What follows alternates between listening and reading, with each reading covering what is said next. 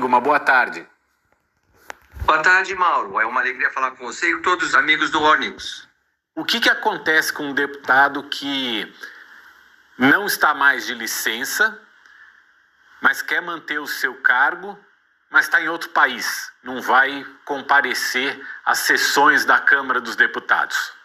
O que acontece? Então, aliás, antes de eu passar a palavra, o Eduardo Bolsonaro hoje publicou um vídeo no canal dele, lá nas redes sociais, falando exatamente isso, que ele não vai renunciar ao cargo. Vamos assistir. De cara, adianto para vocês, eu não vou fazer nenhum tipo de renúncia, tá? Então, se eu quiser, eu consigo levar o meu mandato, pelo menos aí, até os próximos 3 meses.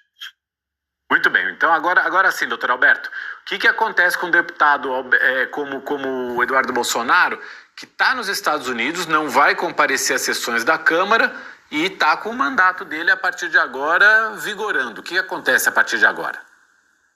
Então vamos lá, Mauro. O que fala o regimento interno na Câmara dos Deputados? O deputado tem direito a pedir licença particular, sem remuneração, pelo prazo de até 120 dias. O regimento não fala em prorrogação, mais 30, mais 60. Então, 120 dias terminam, o deputado volta automaticamente.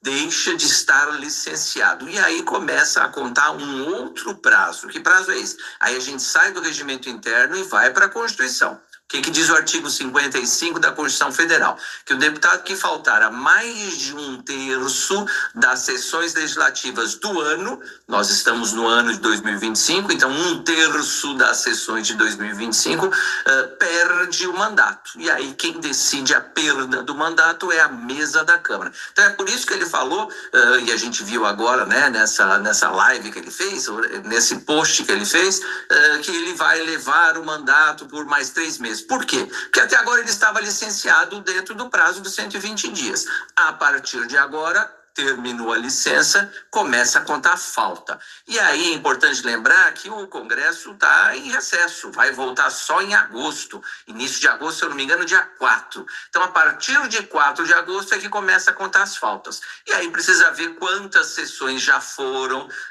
no ano de 2025, se ele já tem falta. Lógico que não conta o período de 120 dias, mas a partir de agora, dependendo do número de sessões que forem realizadas até o próximo recesso, né, até dezembro, se ele contar com 1/3 de faltas, mais do que 1/3, aí ele perde o mandato. Por isso é que ele fez esse cálculo rápido, aí mais 3 meses. Então ele acha na conta dele que vai chegar no 1/3 de faltas nestes 3 meses. E aí perde o mandato por decisão da mesa da Câmara.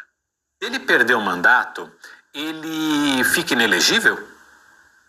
Nesse caso, não. É uma pergunta muito importante, Mauro. Eu já respondi esses dias e é uma pergunta importante. Na lei da ficha limpa, fala em condenação, né?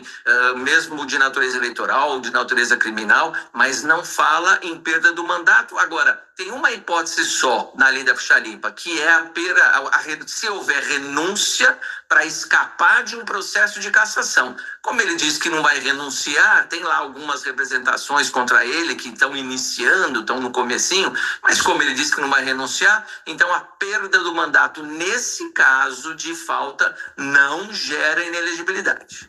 Agora, se for cassado, porque existem representações contra ele lá na Câmara dos Deputados. Aí, se for cassado, se a Câmara resolve cassá-lo por estar infringindo ou alguma prerrogativa aí de deputado, algum dever que ele tenha como deputado, aí já vira caso de inelegibilidade.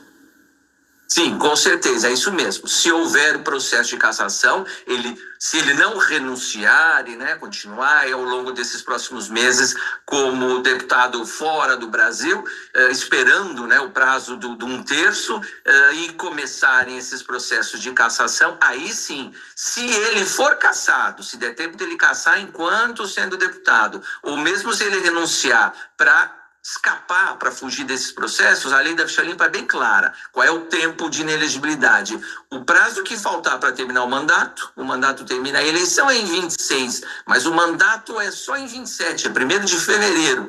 Então, ele fica inelegível até 1º de fevereiro de 27, mais 8 anos.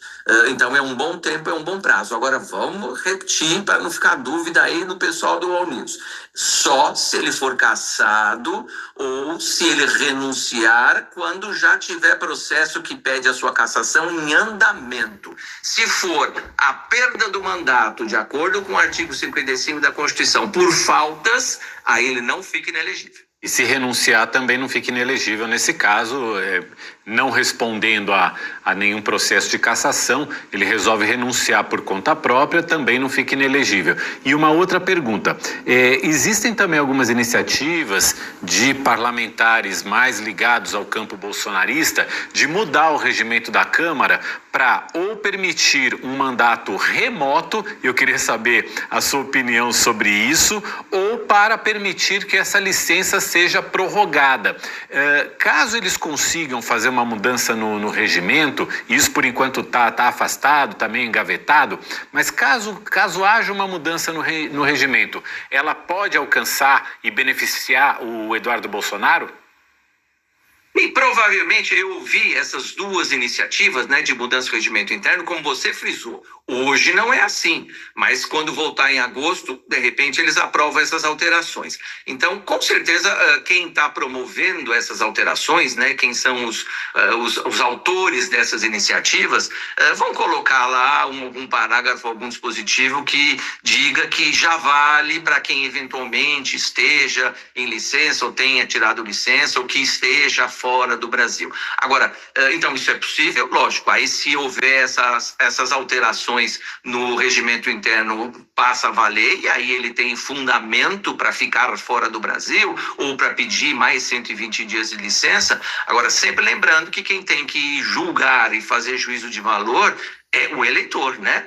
Você falou no começo da nossa conversa, ele é deputado do estado de São Paulo, lógico que em uma última análise ele defende ou tem que defender os interesses do Brasil, mas ele é deputado de São Paulo. Então, os eleitores precisam pensar se alguém que está fora do Brasil há tantos meses tem condição de defender, porque não está aqui, não sabe o que está acontecendo, não sabe que estão jogando pedra nos ônibus, não sabe a insegurança que tem, não sabe o tarifaço, o que vai ocasionar para o Estado de São Paulo. Quer dizer, alguém que tem que defender o Estado de São Paulo está fora, eu não sei se vai conseguir defender com plenitude. Agora, quem tem que julgar isso são os eleitores. Doutor Alberto, para a gente encerrar, tem uma dúvida aqui que é super pertinente, que vários dos nossos espectadores aqui no YouTube estão perguntando.